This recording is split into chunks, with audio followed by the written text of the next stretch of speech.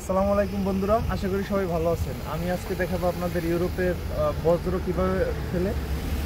বজ্র ফেলার জন্য নির্দিষ্ট নির্দিষ্ট জায়গা আছে। আপনারা চাইলেই সব বজ্র এক জায়গায় ফেলতে পারবেন না। যেমন এইটা হচ্ছে বাসাবাড়ির যে মানে খাবার অবশিষ্ট, তারপরে মানে ভিজা জাতীয় কিছু এটার ভিতরে, এবং আপনি চাইলেই ফেলতে পারবেন না। এখানে এখানে আশেপাশে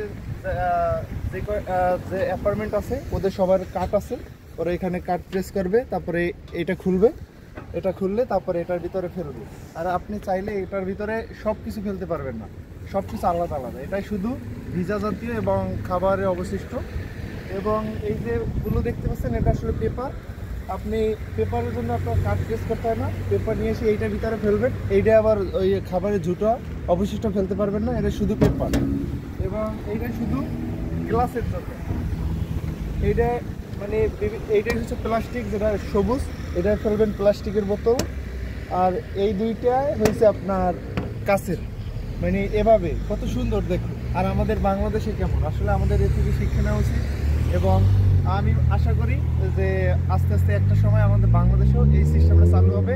এবং দেখুন আশেপাশে পরিবেশটা কত সুন্দর। তো অবশ্যই বন্ধুরা, ভিডিওটা ভালো লাগলে লাইক করবেন, শেয়ার করবেন। আসসালামু আলাইকুম।